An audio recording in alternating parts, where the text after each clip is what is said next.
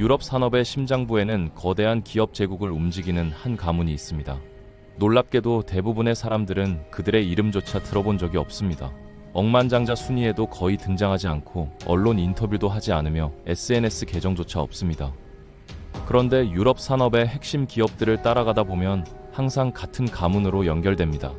통신 장비의 거인 에릭슨, 세계적인 제약 기업 아스트라제네카, 이 거대한 기업들 뒤에서 150년 넘게 유럽 경제를 움직여온 보이지 않는 권력. 그들이 영향력을 행사하는 기업들의 시가총액을 모두 합치면 수백억 달러를 넘어섭니다. 대중에게는 거의 알려지지 않았지만 경제 엘리트들 사이에서는 이렇게 불립니다. 유럽에서 가장 강력한 그림자 가문. 바로 스웨덴의 발렌베리 가문입니다. 지금부터 6세대 동안 조용히 유럽 산업 제국을 구축해온 가장 은밀한 금융 왕조의 이야기를 시작합니다. 이 모든 이야기는 1800년대 중반의 스웨덴에서 시작됩니다. 당시 스웨덴은 지금과 전혀 다른 나라였습니다. 산업은 막 태동하던 단계였고 아이디어는 넘쳐났지만 그것을 현실로 만들 자본이 거의 없었습니다. 돈을 빌릴 수 있는 곳은 사실상 중앙은행뿐이었고 경쟁도 혁신도 없는 구조였죠. 그때 한 젊은 해군 장교가 등장합니다. 바로 앙드레 오스카 발렌베리였습니다. 미국에서 돌아온 그는 우연히 은행 설립에 관한 책 한 권을 읽게 됩니다. 그리고 단순하지만 강력한 생각을 떠올립니다. 사람들의 작은 저축을 모으면 그 돈으로 국가 경제를 움직일 수 있지 않을까? 1856년 그는 스톡홀름에서 스웨덴 최초의 민간은행인 스톡홀름 엔스키은행을 세웁니다. 평범한 시민들의 소액 저축을 모아 기업에 투자하는 방식이었죠. 지금은 너무 당연해 보이지만 당시 스웨덴에서는 거의 혁명적인 아이디어였습니다. 하지만 발렌베리 가문의 진짜 도약은 그의 아들 크누트 아가톤 발렌베리가 등장하면서 시작됩니다. 그는 은행을 단순한 지역 금융기관으로 두지 않았습니다. 국제 금융 네트워크를 만들고 유럽 곳곳과 연결하며 막대한 자본을 끌어모았습니다. 그러던 1916년 예상치 못한 위기가 찾아옵니다. 새로운 법이 만들어지면서 은행이 산업기업의 지분을 보유하는 것이 제한된 겁니다. 대부분의 은행이라면 여기서 성장의 한계에 부딪혔을 겁니다. 하지만 발렌베리 가문은 완전히 다른 선택을 합니다. 그들은 은행 밖에 별도의 투자 회사를 하나입니다. 바로 인베스터였습니다. 이 결정은 단순한 구조 변경이 아니라 이후 한 세기 동안 유럽 산업을 지배하게 될 지배구조의 핵심 전략이 됩니다. 은행은 금융을 맡고 투자회사는 기업 지분을 장악하는 방식이었죠. 한편 아가톤과 그의 아내 앨리스 발렌베리는 자식이 없었습니다. 대부분의 가문이라면 재산을 개인 상속으로 남겼겠지만 그들은 전혀 다른 선택을 합니다. 1917년 두 사람은 막대한 자산을 기반으로 크누트 앤 앨리스 발렌베리 재단을 설립하고 과학, 기술, 의학 연구에 투자하기 시작합니다. 그리고 또 한 명의 인물이 등장합니다. 아가톤의 이복 형제 마르쿠스 발렌베리 시니어입니다. 그는 화려함과는 거리가 먼 사람이었습니다. 사치를 극도로 싫어해 재킷이 다르면 뒤집어 입었다는 일화가 있을 정도였죠. 그에게 중요한 건 오직 하나였습니다. 돈을 더 벌어서 다시 사업에 투자하는 것. 그는 ABB, 아틀라스 코프코, 스카니아 같은 거대한 기업들을 이끌며 제1차 세계대전이라는 혼란 속에서도 유럽 최고의 협상가 중 한 명으로 자리 잡습니다. 사람들은 당연히 마르쿠스가 가문의 막대한 재산을 물려받을 것이라고 생각했습니다. 하지만 세상을 떠나기 전 그는 모두를 놀라게 하는 결정을 내립니다. 자신의 재산 대부분을 발렌베리 재단에 기부해버린 겁니다. 당시에는 이해하기 어려운 선택처럼 보였지만 시간이 지나면서 사람들은 깨닫게 됩니다. 만약 그 재산이 여러 상속인들에게 나뉘었다면 발렌베리의 제국은 세대가 바뀌는 동안 조용히 사라졌을지도 모른다는 사실을 말입니다. 오히려 재단이라는 구조 덕분에 가문의 자본은 흩어지지 않았고 그 돈은 다시 기업과 산업으로 흘러 들어가며 유럽 경제를 움직이는 거대한 엔진이 되기 시작했습니다. 마르쿠스 발렌베리 시니어가 세상을 떠난 뒤 가문의 바통은 그의 두 아들 야곱 발렌베리와 마르쿠스 발렌베리 주니어에게 넘어갑니다.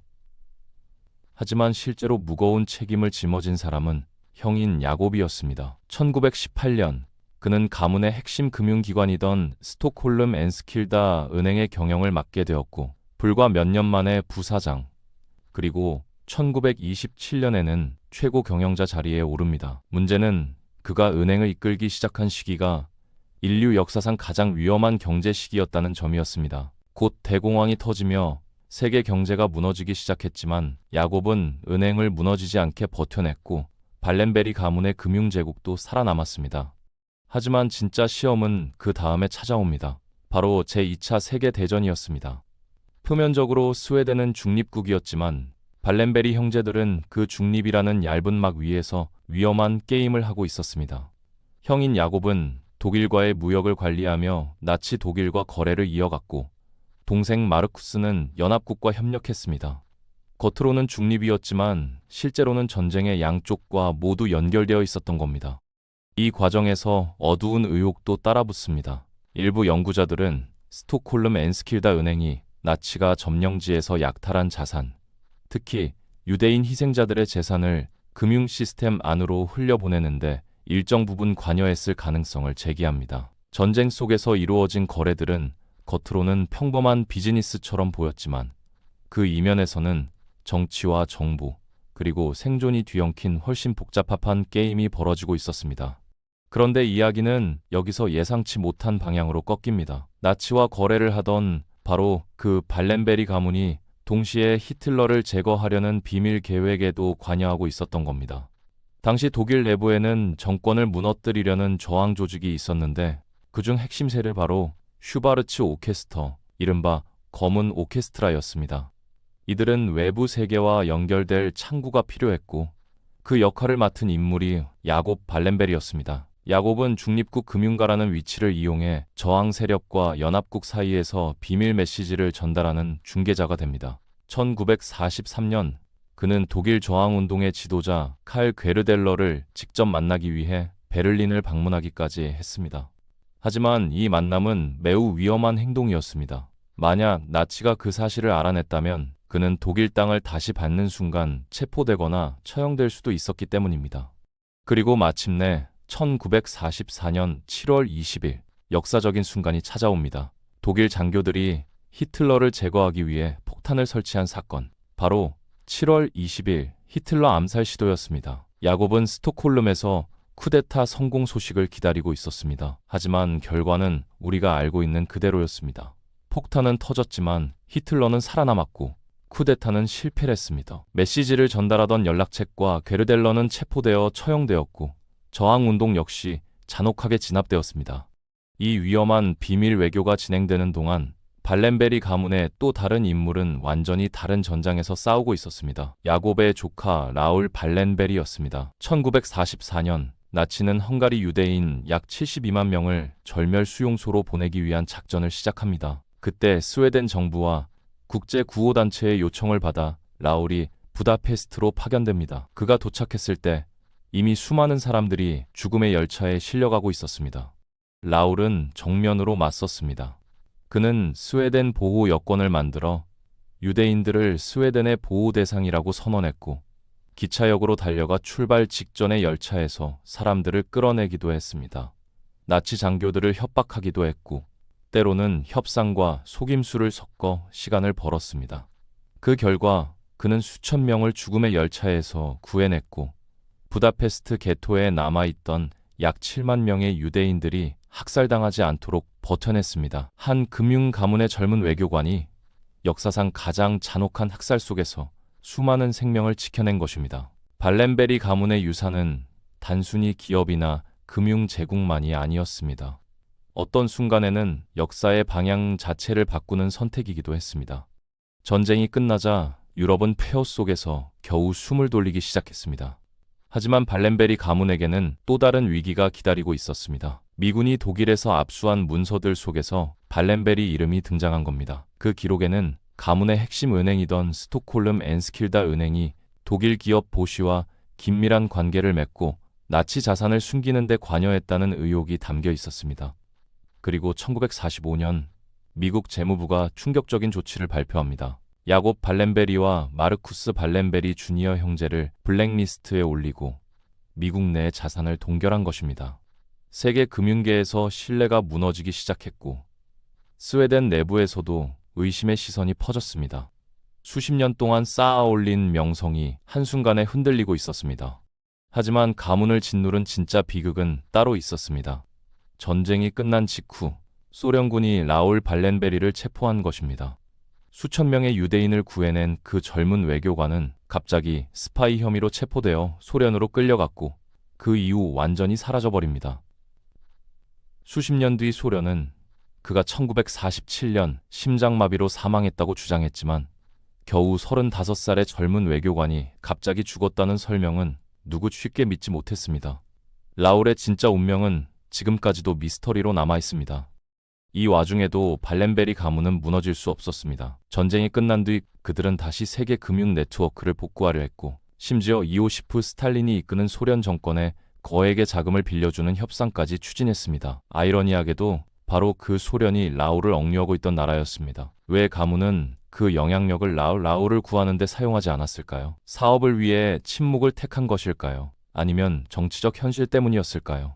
지금까지도 명확한 답은 없습니다. 스웨덴 정부 역시 적극적으로 움직이지 않았고 수천 명의 생명을 구했던 한 남자는 끝내 돌아오지 못했습니다.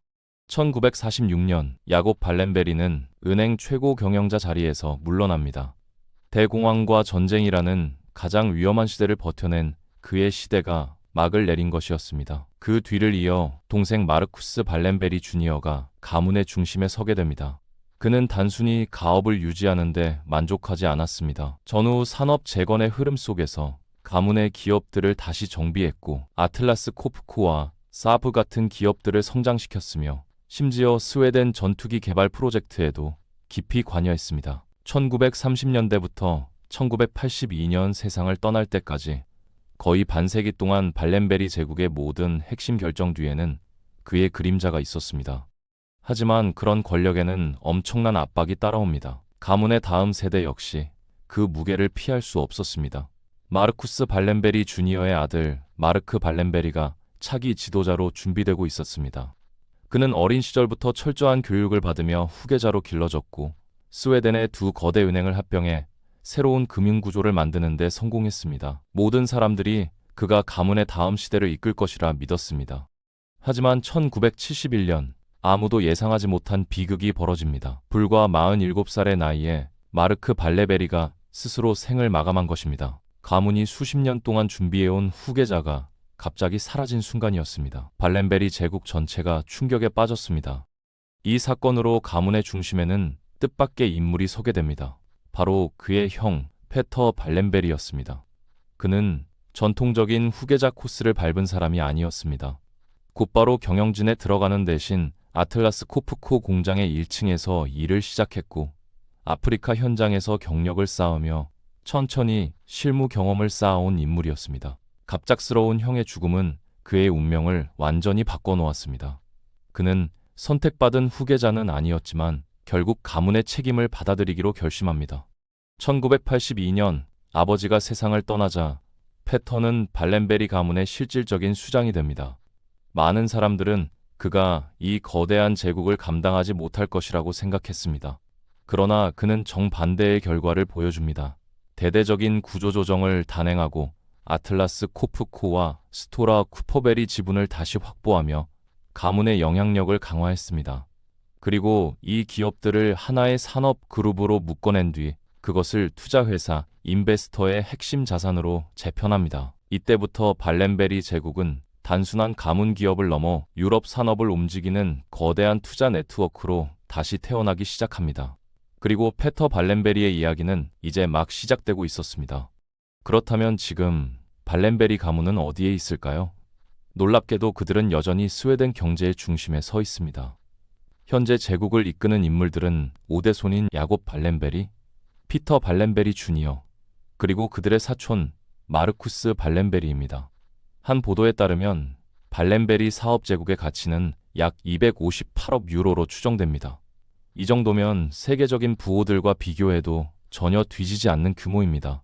하지만 이들의 이름을 뉴스에서 자주 보기는 어렵습니다. 세계적인 억만장자들이 늘 화제의 중심에 서는 것과 달리 발렌베리 가문은 놀라울 만큼 조용하게 움직이기 때문입니다. 발렌베리의 진짜 힘은 겉으로 보이는 재산에 있지 않습니다. 그들의 부 대부분이 개인 명의가 아니라 재단에 묶여 있기 때문입니다.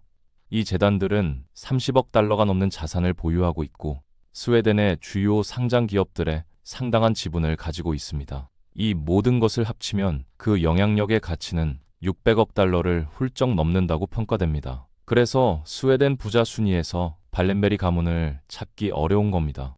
재산이 개인이 아니라 재단을 통해 관리되기 때문이죠. 이 구조 덕분에 발렌베리 가문은 두 가지를 동시에 얻었습니다. 하나는 상속세 부담을 최소화하는 것이고 다른 하나는 가족 구성원이 개인적인 이익을 위해 자산을 마음대로 사용할 수 없도록 하는 장치입니다. 부를 지키는 동시에 가문의 통제력을 유지하는 장치인 셈입니다. 결과적으로 이들은 한 세기가 넘는 시간 동안 스웨덴 산업의 핵심 기업들의 지속적인 영향력을 행사해 왔습니다. 실제로 한 스웨덴 역사학자는 이렇게 말했습니다. 어떤 정부가 들어서든 결국 발렌베리와 협력할 수밖에 없다는 것을 모두가 알고 있다고 말이죠.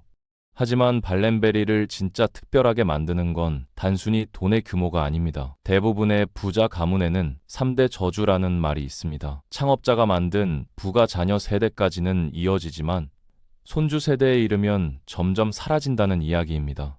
그런데 발렌베리 가문은 이 법칙을 완전히 깨뜨렸습니다. 지금 제국을 이끄는 야곱 마르쿠스 피터는 이미 60대 후반이지만 여전히 가문의 사업을 운영하고 있습니다. 그리고 동시에 다음 세대인 6세대를 위한 준비도 이미 마쳐두었습니다. 왜 이 가문만 이런 일이 가능했을까요? 그 이유는 단순히 재산을 물려줬기 때문이 아닙니다. 그들은 돈보다 원칙과 시스템을 먼저 물려줬습니다. 발렌베리 가문에는 오래된 가족 모토가 있습니다. 라틴어로 에세 논 비데리, 보이려고 하지 말고 존재하라. 이 철학 때문에 발렌베리 가문은 다른 억만장자들과 완전히 다른 길을 걸었습니다. 그들은 명성을 쫓지 않고 실제로 중요한 일에만 집중합니다. 인터뷰도 거의 하지 않고 대중 앞에 나서는 일도 드뭅니다. 언론에 등장하더라도 화려한 생활이나 개인 이야기가 아니라 기업 운영이나 재단 활동 같은 이야기만 합니다. 하지만 그들이 조용하다고 해서 영향력이 작은 건 아닙니다. 오히려 그 반대입니다. 스웨덴 산업의 핵심 기업들 뒤에는 여전히 발렌베리 가문의 그림자가 있습니다. 그래서 어떤 사람들은 그들을 킹메이커라고 부르기도 합니다. 또 어떤 매체는 농담 섞인 표현으로 이렇게 말하기도 합니다. 세상에서 가장 높은 연봉을 받는 자선단체 직원들. 권력과 자선 활동이 결합되면서 발렌베리 가문은 사실상 건드리기 어려운 존재가 되었습니다. 발렌베리를 공격한다는 건 단순히 한 가족을 비판한 것이 아니라 스웨덴 경제 전체를 건드리는 것과 비슷하기 때문입니다. 돌이켜보면 이 가문의 역사는 정말 놀랍습니다. 그들은 수십억 달러 규모의 제국을 세웠지만 눈에 띄지 않게 살아왔고 전쟁과 경제 위기 속에서도 살아남았습니다. 에릭슨, 아스트라제네카, 사브 같은 세계적인 기업들과 연결되어 있으면서도 대부분의 부자 순위에서는 이름조차 보이지 않습니다. 하지만 이 이야기에는 밝은 면만 있는 것은 아닙니다. 역사 속에서 발렌베리 가문은 제2차 세계대전 당시 나치 독일과 협력했다는 논란에도 휘말렸습니다. 기업을 지키기 위해 때로는 눈을 감았던 어두운 시기도 있었던 것입니다. 그럼에도 불구하고 한 가지 사실만큼은 분명합니다. 150년이 넘는 시간 동안 수많은 부자 가문이 사라지는 동안에도 발렌베리 가문은 여전히 정상에 남아 있습니다. 그리고 지금 이 순간에도 그들은 여전히 같은 원칙을 지키고 있습니다. 보이려고 하지 말 것. 하지만 분명히 존재할 것.